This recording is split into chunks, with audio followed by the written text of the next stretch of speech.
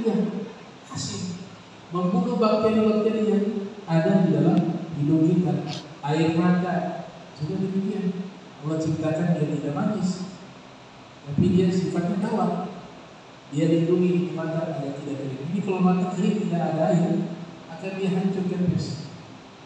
Itu dalam dunia ilmu medis. Ada seorang ulama namanya Ibnu Hisham, ahli optik.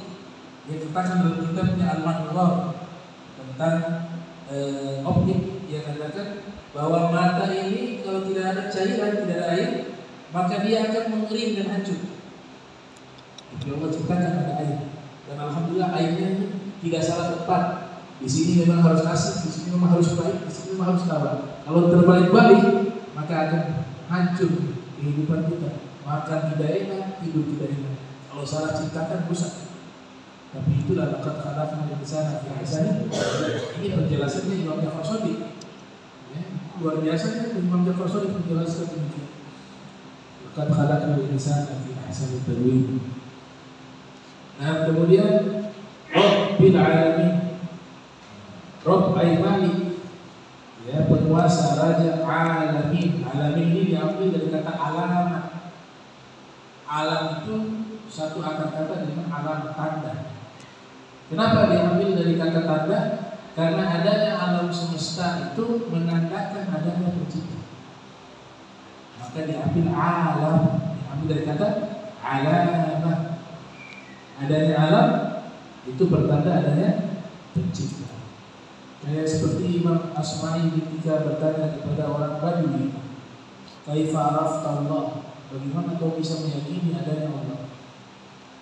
Dia mengatakan al-ba'ratu tadullu 'ala al-bahir war-rawfu yadullu 'ala al-hamir wa atharul aqdam yadullu 'ala al-masir fa-aflaq fas-samaa dhatul aflaq wal-ardu dhatul fijat wal-bahru dhatul amwat ala dhalika yadullu 'ala al-khabir 'alim.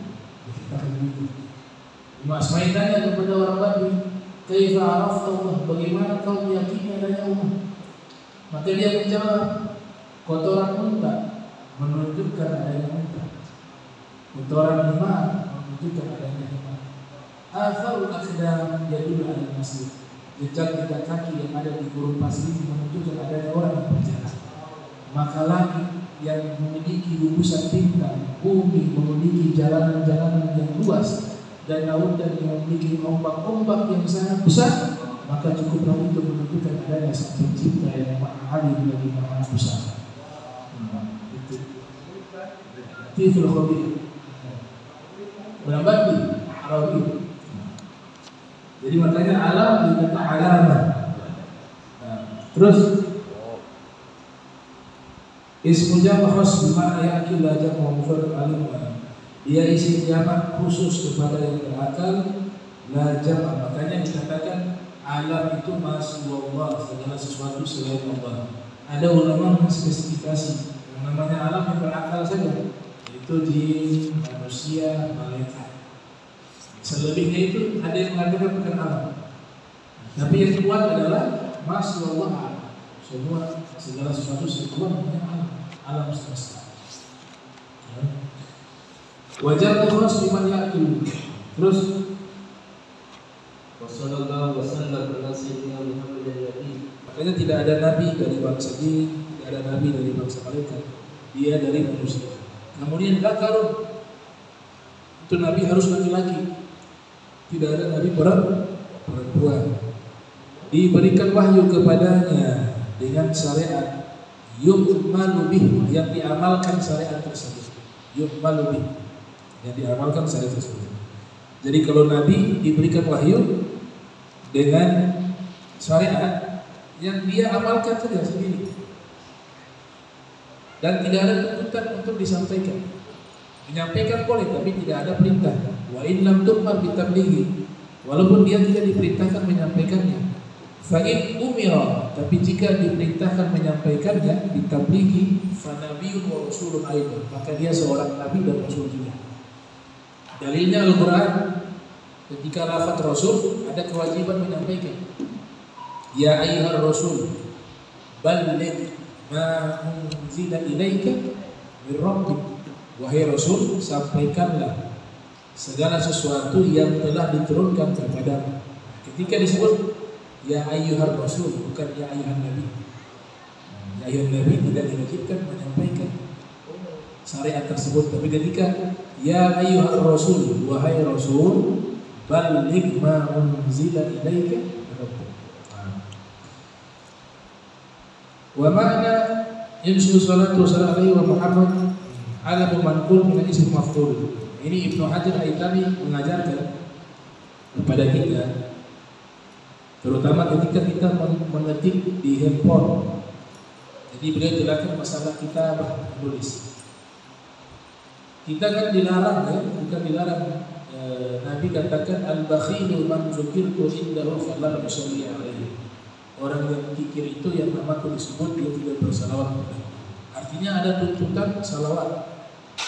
Tapi kadang-kadang kita buru-buru, kita tulis WA Muhammad saja, ya kan?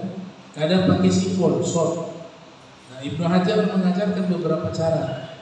Yang pertama, cara yang paling afdol tetap kita tulis Muhammad sallallahu alaihi wasallam, Sayyidina Muhammad sallallahu alaihi wasallam. Di dalam kitab Al-Khatib Al-Baghdadi meriwayatkan hadis, walaupun ini sebagian mengatakan bukan dari Nabi, sebagian mengatakan itu dikatakan bahwa innal malaikata man kataba man shalla alayya fi kitabin, siapa yang bersalawat padaku lewat buku, ini buku yang dia tulis, lam yazal malaikatu yastaghfiruna lahu ma dama ismi fi dzalikal kitab. Senantiasa malaikat beristighfar kepadanya selama namaku beserta salawat tersebut masih tertulis di buku tersebut. Itu paling afdal. Jadi kita tulis ya, Sayyidina Muhammad sallallahu alaihi wasallam. Walaupun panjang ya, dapat dua, tulisan dan bacaan sallallahu alaihi wasallam. Tapi kalau sudah mepet waktu, kita mepet, mungkin tulisnya banyak Rasulullah punya nama di situ, baru buru-buru di sana. Itu diajarkan. Kita tulis namanya beliau sambil salawat secara lisan, tanpa menulis. Itu dimaafkan.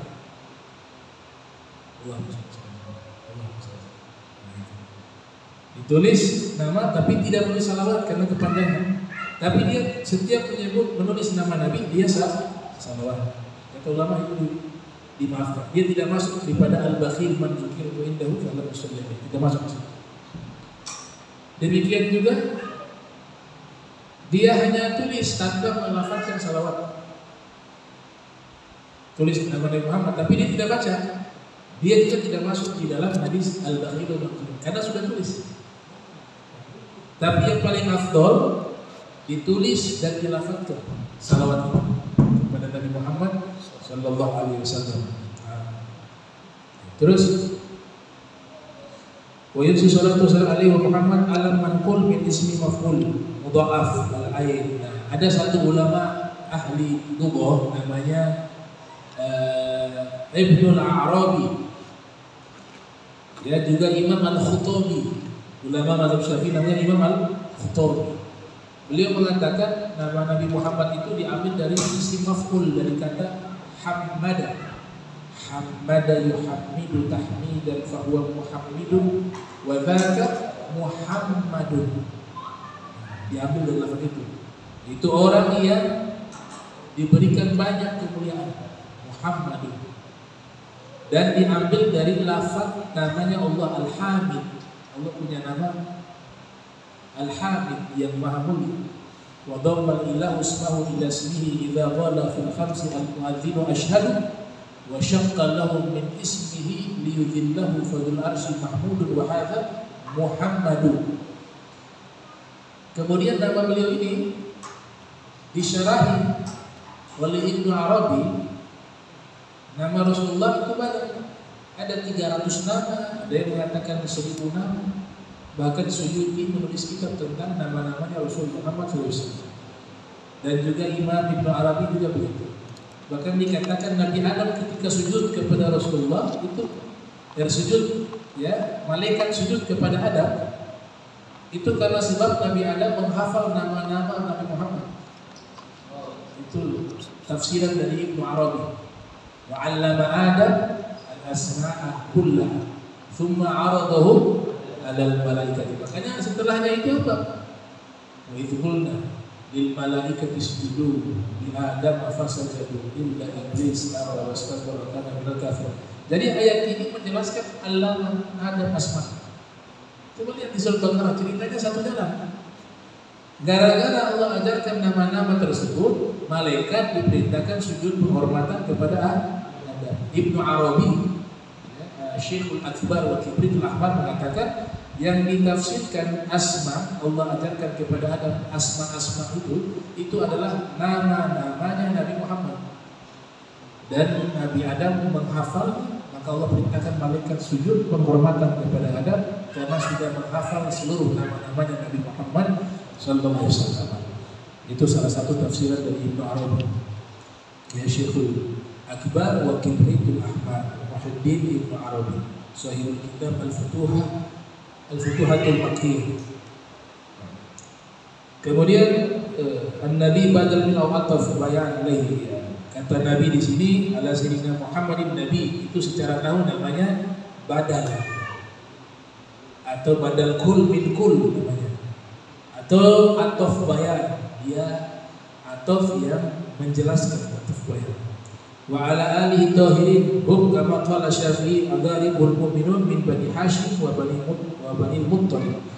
Nah, dan keluarganya yang suci, yaitu mereka sebagaimana ucapan Imam Syafi'i, keluarga-keluarganya Nabi yang beriman dari Bani Hashim dan Bani Muttalib. Dan ada yang mengatakan waqtarahum Nawawi innahum kullu muslim, dan ada yang mengatakan ini pilihannya Imam Nawawi, setiap yang muslim disebut juga keluarga Nabi. Karena ada riwayatnya likulli taqiyyin, ya, al-al likulli taqiyyin. Keluargaku adalah semua yang bertakwa. Wala'alla qawlu tahir mutanazzil min qawli wa yutahhirukum tathira. Namun ucapan firman Allah Ta'ala, ya sucikan kalian sesuci-sucinya. Wa ala sahabati jamu sahabat Nabi wa kulli ajmain. Tapi ada ulama menyimpulkan, ya, kalau masalah zakat itu keluarga Nabi Ali, yaitu tadi Bani Hashim, Bani Muttalib. Kalau masalah doa itu keluarga yang dimaksud ada semua orang muslim yang bertakwa. Kalau jika masalah nasab, yaitu keturunan Ahlul Kisah. Ahlul Kisah dengan keturunannya.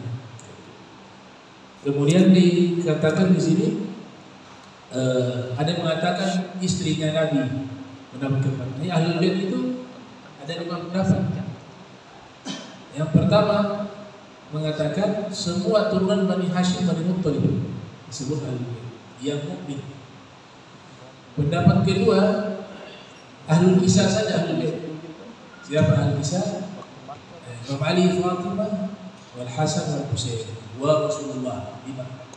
Li khamsatun utfi biha harra wa ba'il Fatimah al-Mustafa wal Qur'an wa Muhammad wa Fatimah.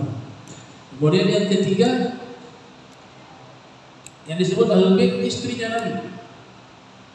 Istri-istrinya Nabi. Pendapat yang keempat yang disebut Ahlul Bait itu adalah likulli taqiyyin muslim, semua yang takwa yang baik disebut Ahlul Bait. Pendapat kelima yaitu Ahlul Kisah beserta turunannya. Turunannya ini disebut Ahlul Bait. Dari pendapat 5 ini yang paling kuat itu yang terakhir.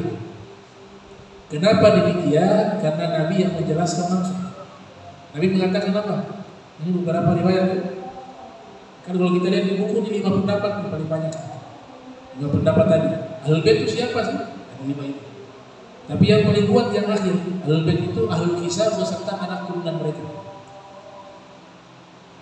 Dari yang pertama fil hadis taraktu fikum tsaqalain in tamassaktum bihi ma lam tadillu ba'di abada. Kitab Allah wa itrati ahla bait. Itu sudah jawaban. Aku tinggalkan kepada kalian 2 perusahaan. Hadis sahih riwayat Muslim. Kalian berpegang teguh dengan 21 itu, kalian tidak akan tersesat sama Al-Quran kitabullah dan itrati. Apa kata itrati? Di dalam kitab-kitab bahasa Arab, kamus-kamus besar, lisan Arab, kamus Muhyiddin, Mu'jamul Wasit, Kamtadil Arus, Mu'jamul Qamus, itu mengatakan bahwa itrati dzurriyah. Itrati artinya dzurriyah, turunan. Maka di situ Nabi katakan apa? Saya tinggalkan kepada kalian 2 pusaka Al-Quran dan turunanku adalah ahla bait. Nabi yang jelaskan, turunanku ahla bait. Kemudian hadis yang lainnya Nabi katakan Al-Imam Mahdi wa fil hadis kitab Nurul Absar fi manaqib al-Mukhtar Al-Mahdi min zurriyyati min auladi Fatimah. Imam Mahdi turunanku dan anak-anaknya Fatimah. Wa fil riwayah Al-Mahdi min ahli baiti min zurriyyati. Imam Mahdi adalah ahli baitku dari turunanku. Itu makanya dijelaskan Ahlul Bait itu yang paling tarjih, paling rajih itu yang kelima, ya, Ahlul Bait Nabi. Kemudian ayat ini innama yuridullah liyuzhiba ankum rijsa ahli baiti wa yutahhirukum tathhira. Kan sebagian ulama dari kalangan Wahabi khususnya itu mengatakan ayat ini juga masuk istrinya Nabi. Jadi tidak khusus kepada ahlul kisah, tapi kalau secara asbabun nuzul, asbabun wurud berkaitan dengan ayat ini, jelas ceritanya itu adalah ahlul kisah. Itu jelas di berbagai riwayat ahlul kisah itu asbabun nuzulnya. Jadi Nabi kumpulkan Sayyidah Fatimah, Sayyidina Ali, Al Hasan, Al Husain, kemudian Nabi bentangkan selendangnya, kemudian mereka di dalam, dan Nabi tegaskan Allahumma haulai ahla bait. Ya Allah, mereka inilah ahlul bait. Kemudian diturunkan Al-Quran firman innama yuridullah yuthiba ankum rijsa ahla bait wa yutahhirakum tathhira. Jadi kalau pembahas memaksakan di situ ayat itu istrinya Nabi juga. Bukan berarti kita anti istrinya Nabi, tidak, kita membahas secara ilmiah. Ayat itu khususnya untuk ahlul kisah, bukan masuk istrinya Nabi. Yang pertama, alasan yang pertama, tadi asbabun nuzulnya tidak ada yang menjelaskan bahwa itu Nabi masukkan istrinya Nabi. Maka salah satunya Ummu Salamah itu ingin masuk ke kerjaan. Ini khusus untuk mereka. Itu yang pertama. Jadi semua asbabun nuzul menceritakan ayat itu sebelum turun Nabi menyatakan keluarga Ahlul Bait adalah mereka. Baru ayat itu turun, maka menceritakan kepada mereka ahli kisah. Yang kedua, kata ganti di situ kum, bukan kalau istri Nabi kunna, kan perempuan.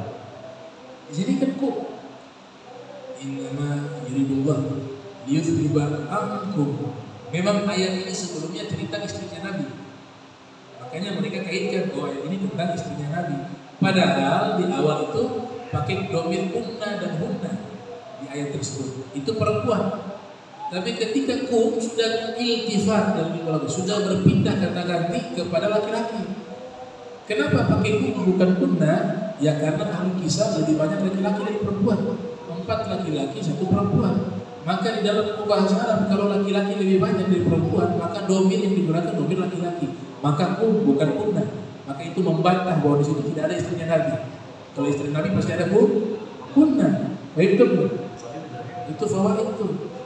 Jangan dibodoh-bodohin sama orang. Awalnya cerita istrinya Nabi pakai kunna, soheh, pakai hunna, soheh. Tapi ketika berpindah kepada ahlul bait pakai kum, bukan kunna. Kalau istrinya Nabi pakai kunna, pakai kum. Kenapa kum? Ya karena laki-laki ahlul bait lebih banyak dari perempuan. Perempuannya Sayyidah Fatimah, laki-lakinya 4. Allah, Sayyidina Ali, Sayyidina Hasan, Sayyidina Husain. Bahkan Jibril ikut masuk juga. Ingin dapat tasyarufan dari ahlul bait Nabi Muhammad SAW. Wallahu a'lam.